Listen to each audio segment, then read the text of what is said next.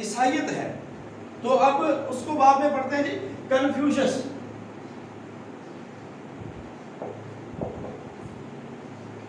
ये कन्फ्यूशस जो है ये चीन का सबसे बड़ा मजहब है। कन्फ्यूशस चीन का सबसे बड़ा मजहब क्या कहलाता है? कन्फ्यूशस। अब इसके अंदर अकायद और जो चीज़ें हैं वो ज़रा मैं आपको बता देता हूँ, अभी लोग ऐड हो रहे हैं।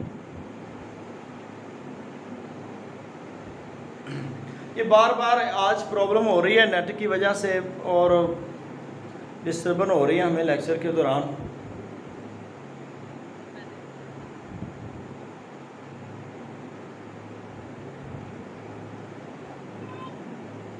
जी आप देख लें इनकी तालीम क्या है। मैं अभी यहाँ पे थोड़ी थोड़ी बातें डिस्कस करता जाऊँ ताकि बातें सारी क्लियर होती जाए। सबसे पहले जी है कि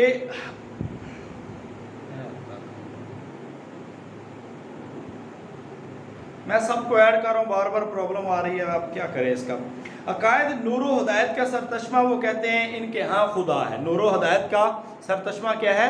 वो खुदा को मानते हैं कि नूर व हिदायत का सरचश्मा अल्लाह ताला की ज़ात है।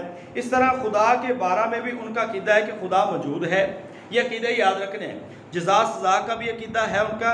और बकाए रूह, वो ये कहते हैं कि रूह भी इंसान की जो है वो भी मौजूद होती है और इसके बारे में भी उनका पुख्ता यकीन है।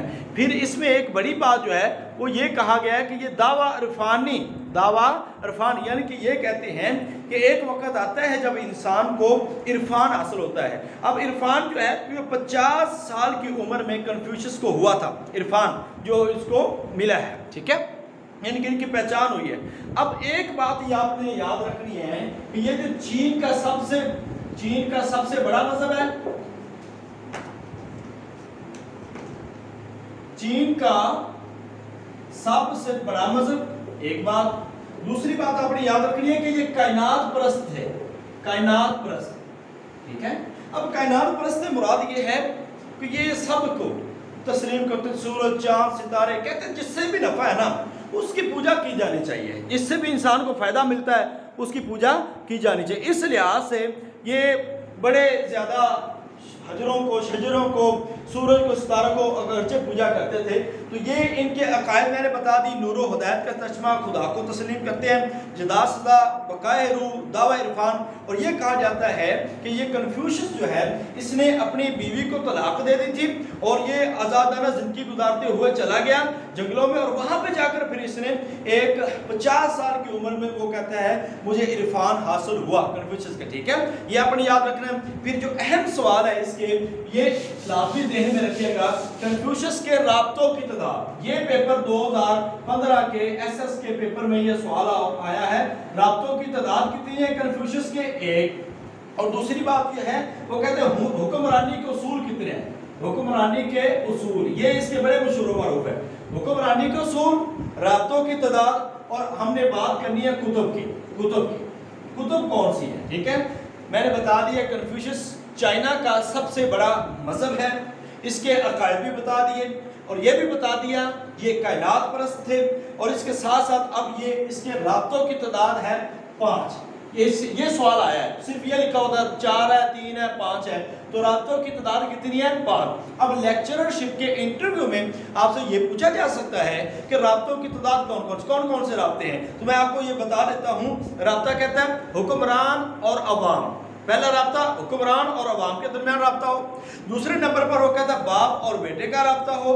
तीसरे नंबर पर कहता है बड़ा भाई और छोटे भाई का राब्ता हो। चौथे नंबर पर कहता है कि दोस्त के साथ राब्ता हो। और 5वें नंबर पर कहता है कि मियाँ बीवी का राब्ता हो। यानी कि ये 5 राब्ते हैं जो कन्फ्यूशस के मजहब में पाए जाते हैं। आपसे सवाल पूछा जा सकता है कन्फ्यूशस के राब्तों की तादाद कितनी है? वो 5 है। अब हुक्मरानी के उसूल भी 5 है, हुक्मरानी के कन्फ्यूशस के उसूल भी 5। इसमें वो कहता है दूसरों को नफा पहुंचाने के लिए, एक बात। दूसरी बात है खुश अतवारी हो, तौर तरीके अच्छे हो। तीसरी बात दाना हो। चौथी बात खुलूस हो। 5वीं दयानतदारी। फिर सुन लें, दूसरों को नफा पहुंचाना, खुश अतवारी, दानाई, खुलूस, दयानतदारी। 5 राब्ते, 5 हुक्मरानी के उसूल। अब इनकी कुतुब आपने देखनी है, हंसना नहीं है, ये कुतुब है उनकी। इनकी कुतुब है शोचंग, पहली किताब है शोचंग या शोकिंग, ठीक है, शो चंग या शो किंग, ये किताबें आपने याद रखनी है, पेपर में पूछी जाती है। तीसरी ये एक ही किताब का नाम है, याद रख लें। तीसरी किताब है शीचिंग, ठीक है। चौथी किताब है, तीसरी किताब है लीची, ठीक है, ये किताब है। और चौथी किताब है बीचिंग, शोचिंग, शीचिंग, ये और चूनचन, ये इनकी किताबों के नाम हैं जो कन्फ्यूशियस के मजहब में पाए जाते हैं, ठीक है। शोचिंग या शोकिंग एक, शोचिंग, शीचिंग, लीची, बीचिंग, चूचन, ये इनकी किताबें हैं जो बुद्ध मत के जो कन्फ्यूशियस के मजहब में पाई जाती हैं। चेंगचुंग अगर आ जाए ना तो आप ये याद रख लीजिए किताब कन्फ्यूशियस की है, ठीक है। ये किताब किन की है? कन्फ्यूशियस की है। इसमें से हमने सिर्फ इतना ही करना था। अब हम दूसरे दीन की बात कर लेते हैं, वो है बुद्ध मत। बुद्ध मत बड़ा एक लाजवाब किस्म का एक इंसान था जिसने यकीनन अपने लोगों के लिए बहुत बेहतर काम किया है। और उसकी अगर तालीमात का अगर आप जायजा लें तो ओवरऑल तालीमात उसकी बहुत सारी इस्लाम के साथ मिलती जुलती है, मगर कुछ तालीमात जाहिर बात है वो इस्लाम से बिल्कुल अपोजिट है। तो मगर एक अच्छी तालीमात का दावा जो किया था वो बुद्ध मत है। बुद्ध मत के बारे में आपको बता दें, बुद्ध मत ये मजहब है और इसका ताल्लुक नेपाल से है। अगरचे आज दुनिया के बहुत सारे कंट्रीज में बुद्ध मत मौजूद है, चाइना के अंदर, श्रीलंका के अंदर, नेपाल के अंदर, म्यांमार जिसका पुराना नाम बर्मा है उसके अंदर मौजूद है। और इसी तरह जो थाईलैंड है इसकी बहुत ज़्यादा तादाद जो है वो बुद्ध मत में मौजूद है। बहुत सारे दुनिया के कंट्रीज के अंदर बुद्ध मत मौजूद है। अब बुद्ध मत एक नेपाली रियासत के वाली थे जिसका नाम था शदुधन उसका नाम था। ये बादशाह थे उस रियासत के, ठीक है, नेपाली रियासत, उसके बादशाह थे। और इनके यहाँ एक बेटा पैदा हुआ और बेटा भी कह लें बड़े मन्नतों वाला, बड़े अरसे बाद इस वाली रियासत के यहाँ बेटा पैदा हुआ था जिसका नाम इन्होंने लिखा था सिद्धार्थ। क्या नाम लिखा था? सिद्धार्थ उसका नाम था। और इसके माना ये 568 कबले मसीह में पैदा हुए हैं और ये तस्तरी खानदान से हैं। ये एक कुस्तरत है, ये तस्तरी है, ठीक है। इसका माना है, सिद्धार्थ का लफ्ज़ी माना है आबिद। सिद्धार्थ का लफ्ज़ी माना आबिद। अब ये कहा जाता है कि वाली रियासत ने चूंकि ये इसका दिल नहीं लगता था तो उसको समझ आए कि इसकी शादी कर दी जाए। शादी हो गई बड़ी जल्दी उम्र के अंदर, कह रहे हैं बहुत जल्दी, 20 साल से पहले इसकी शादी कर दी गई। और वहाँ से इसको एक बेटा मिला, कुछ देर उसके साथ रहे और उसके बाद अपने बीवी बच्चों को छोड़कर ये जो निकल गए जंगलों के अंदर निर्वाण हासिल करने के लिए। अब ये अकीदा निर्वाण, ये सवाल आपको पेपर में आने वाला है कि अकीदा निर्वाण किस मजहब से ताल्लुक रखता है। अकीदा निर्वाण ऐसे ही है जैसे मुक्ति का अकीदा है कि जो रूह इंसान की बुराई की वजह से, जैसे हिंदुओं का अकीदा है, बुराई की वजह से बार बार जूनी चक्कर लगाती है, बार बार आती रहती है, मुख्तलिफ अवतार में आती रहती है। जो मैंने बताया था 1,24,000 अवतार रूप धार सकती है। ऐसे मुक्ति जब मिलती है तो वो रूप परमात्मा के साथ, आत्मा परमात्मा के साथ मिल जाती है। ऐसे ही ये भी एक अकीदा था कि निर्वाण जो है ना, ये इंसान को इरफान इसको कहते हैं, वो मिल जाता है। निर्वाण का अकीदा बुद्ध मत का एक बड़ा अकीदा है, ये याद रखना आपने। तो ये निर्वाण हासिल करने के लिए जंगलों में चले गए, अपने घर बार, बीवी बच्चे सबको, रियासत को छोड़कर ये चले गए। और इन्होंने जो तालीमात दी उनमें एक बुनियादी चीज़ें ये थी कि ये एक तो इस चीज़ का कायल था कि दुनिया के अंदर, जो इसने खुलासा पेश किया, दुनिया के अंदर जितने भी दुख है ना वो इंसान की ख्वाहिशात है, लिहाजा अपनी ख्वाहिशात को ख़त्म कर दे और इंसान के जो दुख हैं वो ख़त्म हो जाएंगे। ये सबसे बड़ा इसका कीदा था। अब इसके अकायद में आपको क्या क्या पूछा जा सकता है। लास्ट टाइम एक क्वेश्चन आया था, वो ये था कि तसव्वुर इलाह किस मजहब में पाया जाता है? तो बुद्ध मत में पाया जाता है। बुद्ध मत में तसव्वुर इलाह भी मौजूद है और इसके साथ साथ रूह की हकीकत भी मौजूद है। बुद्ध मत जो है, ये सिद्धार्थ जो है, ये इसको बाद में गौतम बुद्ध कहा जाता है। गौतम बुद्ध इसका नाम, बुद्धा इसका नाम असल में पड़ गया था, ठीक है। अब ये फरिश्तों का कायल है, ये सवाल आपको आ सकता है, ये लाजमी याद रख लें कि कौन सा जो मजहबी मुफक्कर, मजहबी रहनुमा फरिश्तों का कायल था या किस मजहब में फरिश्तों को तस्लीम किया गया है। तो बुद्ध मत में फरिश्तों को तस्लीम किया गया है। और इसके साथ साथ यह कयामत का भी कायल था कि वो कहता है कयामत भी आनी है, और इसके साथ साथ इसने 8 सच्चाई के रास्ते बताए। 8 सच्चाई आपने सिर्फ याद रखने हैं, मैं आपको बता रहा हूँ। 8 सच्चाई के रास्ते बताए, और इसने हुकूक व फराइज पे बात की कि जब हर कोई अपना मियाँ बीवी, उस्ताद, शागिर्द, हुक्मरान, राया, माँ बाप, औलाद, बच्चे सारे जब अपने अपने हुकूक अदा करते रहेंगे, लेते रहेंगे, अपने फ़र्ज अदा करते रहेंगे, तो उस वक़्त हर तरफ खुशहाली रहेगी। जब एक दूसरे के हुकूकों को छीना जाएगा तो उस वक़्त बदहाली आ जाएगी। तो ये इसके अकीदे थे। अल्लाह का तस्वर मौजूद था, रूह का तस्वर मौजूद था, और वो कहते हैं कि आत्मा की हैसियत दुनिया में चंद दिन की है। वो आत्मा को यही कहते हैं कि आत्मा जो है ना, ये चंद दिनों की है, मेहमान होती। जैसे हमारा अकीदा है कि रूह जो इंसान है ना, ये दुनिया के अंदर एक आर्जी जिंदगी लेके आया है, और इसने परमानेंट यहाँ पे नहीं रहना, इसने कुल्लुमनानी अफान, इसने दुनिया से चले जाना है। वयबक़ा जो रब्बी कबल जलाने वाली कराम, ज़ात अल्लाह की ही बाकी रहने वाले। 8 सच्चाई के रस्ते बताए। अब 2 बादशाहों ने इसका दीन जो है, इसको पूरी तरह से उन्होंने इसकी तरवीज की, और पूरी तरह से इसको दुनिया के कोने कोने में फैलाया। एक बादशाह था राजा अशोक, ठीक है, और दूसरा बादशाह था राजा किंशक। ये 2 बादशाह थे जो बुद्ध मत की तालीम से बड़े मुतासर होकर इन्होंने बुद्ध मत कबूल कर ली थी, और फिर उसकी एक बहुत ज़्यादा हद तक उसकी तरवीज की, और लोगों तक ये दीन उनका जो पहुंचाया। और एक और बादशाह का, ये 2 बड़े बादशाह थे, राजा चंद्र का भी नाम आता है। अब आपसे ये सवाल किया जा सकता है कि बुद्ध मत की तालीम को फैलाने में किस बादशाह का हाथ था, तो आप इनमें से कोई कह सकते हैं। अगर वहां पे राजा अशोक है तो राजा अशोक, सारी बात ये नहीं हो सकता कि राजा अशोक और राजा किंशक दोनों ही आ जाए, ऐसा नहीं हो सकता, ठीक है। राजा अशोक थे, राजा किंशक थे, और ये भी कहा जाता है कि राजा चंद्र जो है, इन्होंने भी बुद्ध मत की तालीम का बहुत ज्यादा प्रचार किया। अब आपको बता दें कि बुद्ध मत के 2 फिरके हैं। कितने फिरके हैं? फिरके 2 हैं। एक कहते हैं हनायान, ठीक है, और एक कहते हैं महायान। अनायान और महायान। अनायान और महायान, महायान का मतलब है बड़ा पहिया। महायान का मतलब क्या है? बड़ा पहिया। अब इसके मतलब आता है कि ये एक बड़ी सी सवारी है, बड़े पहिए में बहुत से लोग सवार होकर निर्वाण हासिल कर लेते हैं, निर्वाण हासिल कर लेते हैं। और हनायान कहते हैं छोटा पहिया, यानी कि इसमें छोटे लोग मौजूद हैं, यानी कि थोड़ी सवारी में मौजूद लोग जाकर निर्वाण हासिल करने की कोशिश करते हैं। ये आपको 2 फिरके बता दिए, बादशाहों का नाम बता दिया, बुद्ध मत का नाम बता दिया, और इसकी तालीमात बता दी। अब इसकी किताबें आती हैं, किताबें। अब मुकद्दस किताब इनकी जो है ना, उसका नाम क्या है? वो है, मुकद्दस किताब का नाम है त्रिपिटका।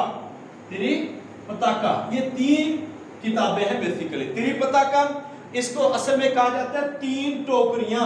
3 टोकरियां, त्रिपिटका 3 टोकरियां। अब ये है वीना पताका, पहली किताब है वीना पताका, और इसके बानी जो है वो उपाली, मुसन्नफ इसके उपाली है, ठीक है। दूसरी किताब है जी सत्ता पताका, और इसके मुसन्नफ आनंद, जैसे अभिनंदन थे, ठीक है। और अभिधमा पताका। अब ये 3 किताबें हैं इनकी, और ये किसियापा की है, किसियापा, ठीक है। अब आपको हंसी भी आ रही होगी ये किस तरह की किताब है, मगर आपने पेपर दे रहा है, इसमें याद रखने की चीजें। त्रिपिटका बुद्ध मत से, औस्ता, गाथा, दसातीर, ये मैंने बताया ये ज़ुरतुश्त है, ठीक है। ग्रंथ सिख मत की किताब है। ये चीजें आपने जहन में रखनी है। त्रिपिटका की 3 टोकरियां, इसका माना वीना पताका, सत्ता पताका और अभिधमा पताका, ये 3 किताबें इनकी हैं, ये आपने याद रखना। और आखिरी सवाल इसमें से जो 2017 के जो लेक्चर के अंदर क्वेश्चन पूछा गया था, वो ये था कि बुद्ध मत की जो राख है, जब फौत हुआ तो उसकी राख को 8 मुख्तलिफ जगहों पर दफनाया गया। बुद्ध मत की राख को 8 मुख्तलिफ जगहों पर दफनाया गया है, और जिस जगह पे दफनाया गया उस जगह को कहते हैं अस्तूपा। क्या कहते हैं? अस्तूपा। अस्तूपा वो जगह है जिस जगह पे बुद्ध मत की राख को दफनाया गया। 13-14 ले जी, ये हमारा तुरतुस्त भी मुकम्मल, सिख मत भी मुकम्मल, हिंदू मत भी मुकम्मल, बुद्ध मत भी मुकम्मल, कन्फ्यूशियस भी मुकम्मल। अब हम आ जाते हैं यहूदियत की तरफ। अब हम किसकी तरफ आ रहे हैं? यहूदियत की तरफ। यहाँ पे थोड़ा सा टाइम लगना है, याद रखिए, मगर इसको आज हमने क्लियर करना है इंशाअल्लाह। अब यहूदियत जो है ना, आपको बता दें, हजरत मूसा अलैहिस्सलाम से शुरू होती है। हजरत मूसा अलैहिस्सलाम से यहूदियत। और मैंने बता दिया ये हजरत याकूब अलैहिस्सलाम से, जैकब जिनको इंग्लिश में बोलते हैं अंग्रेज, ठीक है। हजरत मूसा अलैहिस्सलाम का लक़ब है कलीमुल्लाह। ये सवाल सुनते जाए। हजरत मूसा अलैहिस्सलाम वो नबी है जिनका सबसे ज़्यादा जिक्र कुरान के अंदर आया है। हजरत मूसा अलैहिस्सलाम वो नबी है जिनके साथ बराह रास्त अल्लाह के नबी सल्लल्लाहु अलैहि वसल्लम ने कलाम किया है, जिनके साथ बराह रास्त अल्लाह के नबी सल्लल्लाहु अलैहि वसल्लम ने कलाम किया, हजरत मूसा अलैहिस्सलाम। और सबसे ज़्यादा जिक्र कुरान के अंदर हजरत मूसा अलैहिस्सलाम का है। अब मूसा का मतलब क्या है? मूसा का मतलब क्या है? मूसा का जो मतलब है वो है निजात दहिंदा, ठीक है। मूसा का मतलब क्या है? निजात दहिंदा। और दूसरा लफ्ज है निजात दहिंदा, मूसा को कहा जाता है। और जो दूसरे लफ्ज में पानी से निकला हुआ, मूसा पानी से निकला हुआ, ये मूसा का माना है, ये आपने याद रखना है।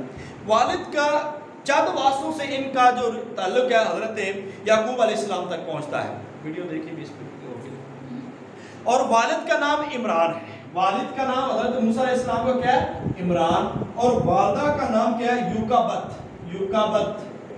ये वालदा है और ये वालिद है, ये याद रख लेना आपने। इमरान और वालदा युकाबत है। अब इनका जो विदाइश है हजरत मूसा अलैहिस्सलाम, मैं आपको बता दूं कि मिस्र के हर बादशाह को फिरौन कहा जाता था, ठीक है। ये एक लक़ब था। और ऐसे जैसे हबशा के हर बादशाह को नजाशी कहा जाता था, ऐसे जैसे रूम के हर बादशाह को कैसर कहा जाता था, ऐसे जैसे ईरान के फारिस के हर बादशाह को किसरा कहा जाता था, ऐसे मिस्र के हर बादशाह को फिरौन कहा जाता था। अब मूसा अलैहिस्सलाम की जो पैदाइश है वो किस फिरौन के, यानी कि किस बादशाह के दौर में हुई है? उस फिरौन का नाम था रामीस। ये फिरौन था जिसके दौर में मूसा अलैहिस्सलाम की पैदाइश हुई है। और इसने मूसा अलैहिस्सलाम के जो जितने भी बनी इस्राएली बच्चे थे उसको कत्ल करवाने का हुक्म दिया था। और फिर इन्हीं के घर में अल्लाह ताला ने मूसा अलैहिस्सलाम की परवरिश की। वो दरिया के अंदर संदूक फेंकना, वो सारा वाक़या आपने तफसील से सुना है। और आखिरकार इन्हीं के घर से निकल आता है हजरत आसिया का, हजरत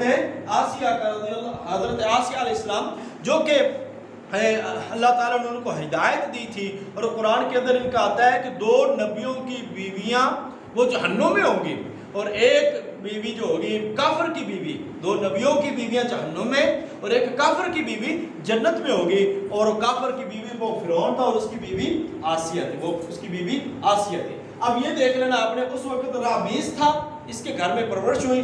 और ये कहा जाता है कि जब हजरत मूसा अलैहिस्सलाम ने तबलीग की, ये दावत दी, उस वक्त जो बादशाह था ना वो फिरौन बिन फता था। फिरौन बिन फता, ये नाम मैंने भी पहली दफा सुना है और सुना आप भी पहली दफा रहे होंगे। वैसे ये भी नाम आपने पहली दफा सुना होगा, रामीस के फिरौन। हम तो फिरौन ही कहते हैं, तो असल में रामीस उसका नाम है। मिस्र के हर बादशाह को फिरौन कहा जाता है। अब जब पैदा हुए उस वक्त ये था, ठीक है, जिसने कत्ल कराने का हुक्म दिया।